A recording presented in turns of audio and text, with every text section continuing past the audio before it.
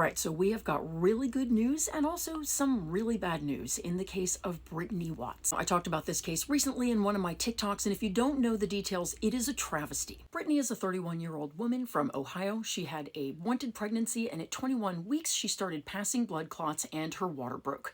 She went to the hospital to seek treatment. They turned her away. She went again. They turned her away again. They sent her home, and she miscarried in her toilet. This is horrible and tragic, and it's also extremely common. Brittany had to go back to the hospital afterwards because of the bleeding, and when she went, a nurse reported her. Officials came to her house, tore her bathroom apart, and arrested her for abuse of corpse because she had attempted to flush her fetus down the toilet, which is something that everybody who miscarries into a toilet is forced to do. So the good news is that after weeks of waiting to find out what her fate was to be, the grand jury has dismissed the charges against her. So that's the good news. Make no mistake, they likely would have charged her if they thought they could get away with it, but there was a lot of press coverage and there was an enormous amount of public pressure for them to do the right thing. So great, they're not charging, and Brittany can quote unquote go on with her life. The bad news, of course, is that we are living in a country that is so sick that this kind of thing can even happen, and we have to celebrate when we avoid the worst. That is complete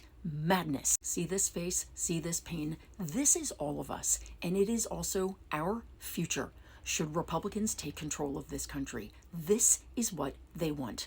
Criminalizing us, punishing us, and if necessary, killing us to achieve their ends, which has nothing to do with the well-being of babies and children, and everything to do with foisting their Christian nationalist beliefs upon all of us, and essentially wresting control for cis white men and nobody else. Period. For those of you who say politics doesn't affect me, please understand how very deluded you are. Politics affects us all the time, but if Republicans have their way, it's going to affect all of us in a way that will basically crush us under its heel. This won't end until we vote them all out. Please help us do that. For Brittany, for all of us, and maybe someday for you.